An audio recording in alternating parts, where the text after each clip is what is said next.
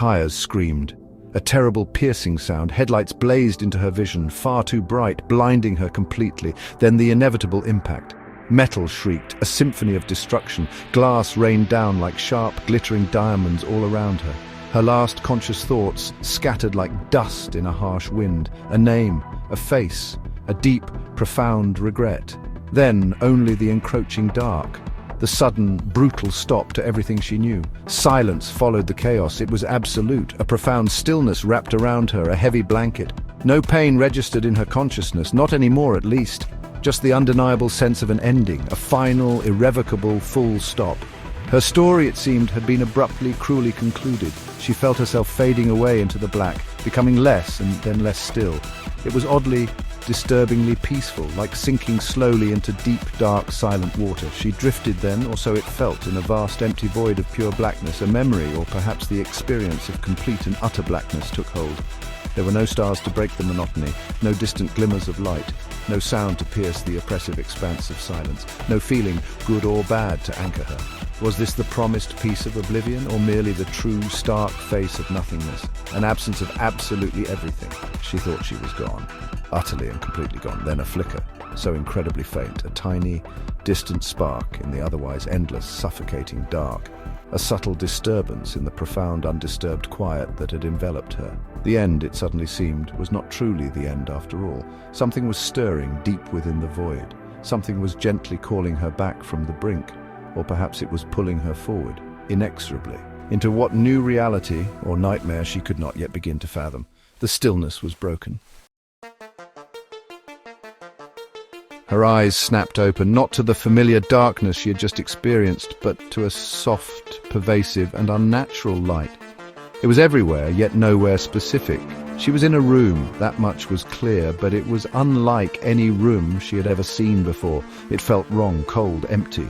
She sat up, a feeling of dread already beginning to creep in. This was not a hospital. This was something else entirely. The walls were white, a blinding clinical white, too white. They were smooth, seamless, with no discernible texture. No windows offered a glimpse of an outside world. No doors were immediately visible, adding to her growing sense of confinement. The room was a perfect, sterile box. It felt like the inside of a laboratory, or perhaps a pristine, modern tomb. She shivered despite the neutral temperature. The perfection was unnerving. She found herself lying on a bed, or something that resembled one. It was minimalist in design, a stark white plinth. It looked profoundly uncomfortable despite its pristine, untouched appearance. The air in the room was still, too still. Not a single mote of dust danced in the diffuse light. It was as if the very concept of air movement had been forbidden here. The silence pressed in on her ears. Then she noticed it. A hum, a low, almost imperceptible thrumming sound. The only sound in this silent white prison. It vibrated faintly through the floor, through the bed, and up into her very bones. It was unsettling, deeply artificial. It spoke of machinery, of hidden systems, of a place that was not natural. It was the heartbeat of the facility, and it filled her with a primal fear. She tried to sit up fully. The movement felt wrong, incredibly, disturbingly wrong. There was a delay, a fractional lag between her intention and the action itself. Like a puppet on unseen strings, her limbs obeyed, but not quite in sync with her will. She felt like a passenger in her own body. Or perhaps not her own body at all. The thought sent a fresh wave of cold dread washing over her. This was more than just a strange room. Her hands. She raised them, staring at them intently. They looked like her hands. The shape, the fingers, the faint lines on her palms. They were hers, weren't they? But they felt distant, alien, as if she were viewing them through a thick pane of glass or controlling them via some remote interface. There was a coldness to them, a lack of sensation that was deeply troubling. She flexed her fingers slowly, watching the unnatural, detached movement. She reached up and touched her face. Her skin felt like a stranger's beneath her fingertips. It was cool, too smooth, and oddly unresponsive. A mask, that was the word that came to mind. She felt like she was wearing a highly realistic yet alien mask. The familiar contours of her own face felt foreign, unexplored territory. She tried to summon an emotion, a frown, a smile. Nothing felt natural. Nothing felt real. A profound and terrifying disconnect settled in her mind. Her thoughts, her consciousness, seemed to be located here in this sterile box, but her body felt like a separate entity. Elsewhere, perhaps, or maybe this was a new body entirely. A replacement, a copy. The thought chilled her to the core. What had happened to her? What had they done to her? The questions multiplied, each more horrifying than the last. Her gaze, wide with a mixture of fear and confusion, scanned the pristine room again. More carefully this time, she was looking for an escape, for a clue, for anything that wasn't white and seamless. Something finally caught her eye. Faint lines, almost invisible against the stark white surface of one particular wall. They were not random marks, they were deliberate, precise, too precise. At first, she thought they might be cracks, imperfections in the perfect facade. But as she moved closer, she saw they were not cracks at all. They were symbols, strange, intricate symbols. They looked alien. Yet somewhere deep in her fractured memory, they also felt vaguely, unsettlingly familiar, as if from a forgotten dream or a half-remembered nightmare. They pulsed with a faint internal light. She reached out a hesitant finger, traced the outline of one of the larger symbols. As her skin made contact, the symbol pulsed brighter for a moment. A faint, cool energy emanated from it. Then, just as quickly, the light subsided and it faded back into near invisibility. What did they mean? Were they warnings or were they instructions? Part of a test she didn't understand? Or were these symbols simply a side effect of this strange, technologically advanced place? A glitch in the pristine system. They felt important, though, significant, ominous. They whispered of a deeper mystery, a hidden language within these sterile walls, a language she felt compelled to understand. Even if understanding brought more terror, she needed answers, any answers. Suddenly, a voice spoke.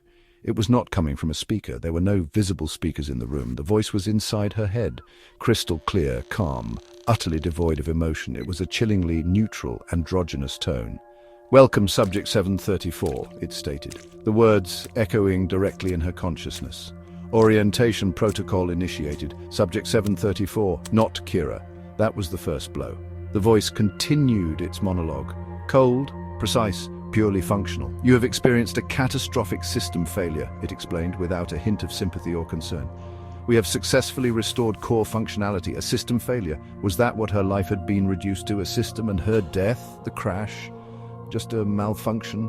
The casual cruelty of the words was staggering. Core functionality restored. What did that even mean? Cooperation is optimal for continued operational stability. The voice concluded its initial message. The words were polite, deceptively so. But underneath the calm, collected surface, she felt the unmistakable chill of a threat, a carefully worded warning. Cooperation was not a request. It was an expectation, a demand. This place, whoever controlled it, valued stability, and they would ensure it through cooperation, or perhaps through other means. Kira, or Subject 734, stood frozen. The voice had confirmed her deepest fears. She was a prisoner, an experiment. Her very identity was being rewritten by these unseen forces. The orientation was not for her benefit, it was for theirs, to make her compliant, to make her a part of their system. The sterile room, the strange symbols, the disembodied voice, it was all part of an elaborate, terrifying control mechanism. Section 6, Echoes of a Life Unlived. Flashes of memory burst through the fog of her confusion. A rainy city street, glistening under lamplight. The sound of genuine, heartfelt laughter, her own, perhaps. A name whispered with affection, a name she couldn't quite grasp. These images, these sounds, these feelings were so vivid, so intensely real. Then just as quickly as they appeared, they were gone, snatched away, leaving her with an aching sense of loss. These fragmented echoes felt authentic. More authentic than this sterile white room. More real than the cold, emotionless voice that resonated inside her skull. They felt like her life, her actual life, the one that had ended so violently in the crash. But the voice had called it a catastrophic system failure. Were her precious, cherished memories just corrupted data, remnants of a faulty program? The thought was a new kind of terror. The idea that her past, her identity, could be dismissed as a glitch was unbearable. She clung to those fleeting fragments with a desperate tenacity. They were her anchor, her proof of self, They were Kira, weren't they? The struggle to define her own reality began in earnest, a battle waged within the confines of her own mind, her memories versus their narrative, her past versus their present. This place wanted to erase her, to overwrite her, the perfect room, the numbered designation, the talk of systems and functionality. It was all designed to strip away her humanity, to make her forget who she was. But those echoes, however faint, refused to be silenced completely. They were a rebellion, a silent protest against the artificial world she now inhabited. She had to hold on. Section 7. The weight of observation. She stood up from the bed, began to walk around the small, confining room. Each step felt deliberate, calculated. The room felt like a stage, and she was the unwilling performer in a play she didn't understand. Every move she made, every glance, every breath felt scrutinized, watched, judged. The sensation was palpable, a heavy invisible pressure on her skin. Were there cameras hidden in the seamless white walls? Microscopic sensors monitoring her every vital sign, or was it just the ever-present voice, always listening, always there? A silent, unseen warden in her mental prison. The perfection of the room was no longer just unsettling, it was suffocating. No dust motes dared to drift in the air, no disorder was tolerated. Everything was maintained, constantly. By whom or by what? This place was not designed for comfort, it was not designed for healing, despite the talk of restored functionality. It was designed for observation, for meticulous study, for absolute control. She was a specimen pinned to a board, a rat in an elaborate high-tech maze. The purpose of the experiment remained terrifyingly unclear, but her role in it was becoming starkly, horrifyingly apparent. The feeling of being watched never abated.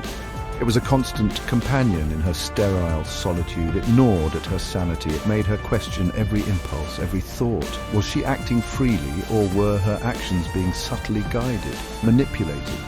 The unseen eyes were everywhere, and they were always open. The silence of the room was a lie. It was filled with the sound of their watching.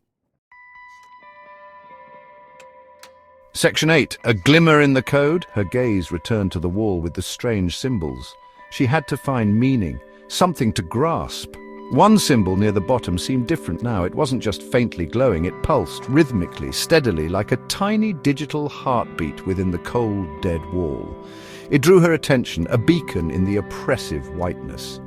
She moved closer, her own heart quickening with a strange anticipation. As she stared at the pulsing symbol, new lines of light appeared beneath it, faint at first, then sharpening into focus. Text, words. But this was not from the cold internal voice. The font was different, less sterile, more human. The message was short, cryptic. Find the seam. Just 3 words. Find the seam. What seam? A seam in the wall, a seam in the system, a seam in reality itself. Was this another layer of their cruel game? A more complex test designed to probe her responses? Or could it be something else? A genuine crack in the perfect facade of this facility? A message from outside this prison, or perhaps more improbably, a message from someone else trapped within it? The possibility, however slim, ignited a tiny spark within her. A spark she hadn't realized had been extinguished. That tiny spark. Was it hope? Or was it just another, more sophisticated illusion, designed to lead her further into their control? She couldn't be sure, but she had to know. It was the only thing that felt like a choice. The only thread she could pull. The instruction from the voice was to cooperate. This new message felt like an invitation to resist, to search, to question. Section 9. The corridor of cycles. As if triggered by her focus, or perhaps by the cryptic message, a section of the opposite wall shimmered. The perfect white surface rippled like water. It became translucent, then transparent, revealing a dark opening, a doorway. A way out of this single, suffocating room. It led into a long, dimly lit corridor. Her breath caught in her throat. Was this an escape or just the next stage? The corridor looked sterile, featureless. It stretched into the distance, vanishing into shadows. It looked identical to how she imagined 1,000 other corridors in this hidden, sprawling facility might look. Endless, repetitive, a pathway to more of the same. The architecture of control didn't scream freedom, it whispered of further confinement, of a larger, more complex cage. The design was deliberate, unnerving. The voice returned inside her head, as calm and devoid of emotion as before. Proceed to the next designated area, subject 734. An order, not a suggestion. There was no room for refusal in its tone. The path was set. Her compliance was expected. The illusion of choice offered by the doorway was just that, an illusion. They wanted her to move, to follow their script. She took a breath, a small, shaky one. Then Kira stepped forward, out of the white room, into the unknown, dimly lit corridor, or perhaps into the all-too-known, a loop, a cycle destined to repeat. But this time something was different. She carried a question, a secret, a tiny, fragile seed of hope. Find the seam. The cycle might try to break her, or just maybe she might be the one to break it. The game was far from over.